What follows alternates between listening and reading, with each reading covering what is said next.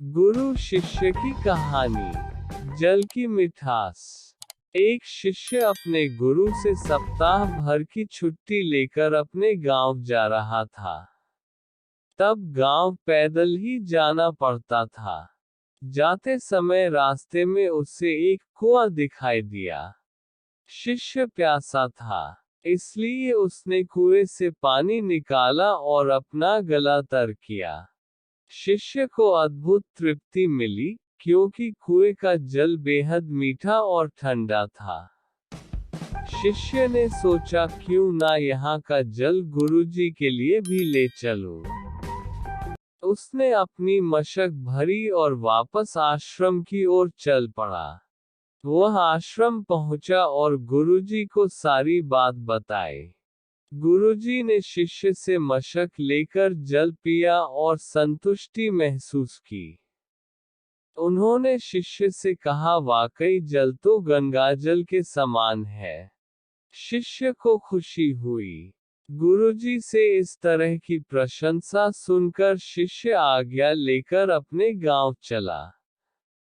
कुछ ही देर में आश्रम में रहने वाला एक दूसरा शिष्य गुरुजी के पास पहुंचा और उसने भी वह जल पीने की इच्छा जताई। गुरुजी ने मशक शिष्य को दी। शिष्य ने जैसे ही घूंट भरा, उसने पानी बाहर कुल्ला कर दिया।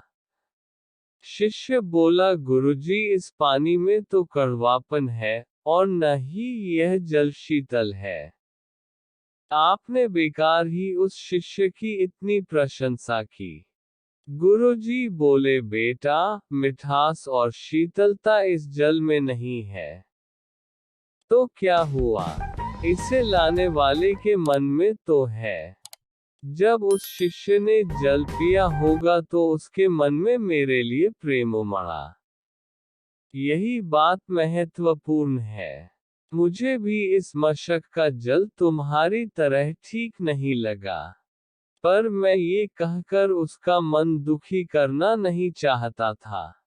हो सकता है जब जल मशक में भरा गया, तब वह शीतल हो और मशक के साफ न होने पर यहाँ तक आते आते ये जल वैसा नहीं रहा।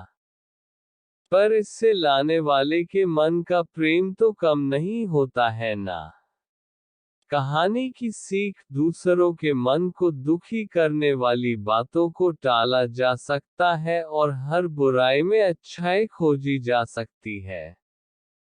तो ऐसी ही कहानी सुनने के लिए हमारे चैनल को सब्सक्राइब करें, लाइक करें और शेयर करें।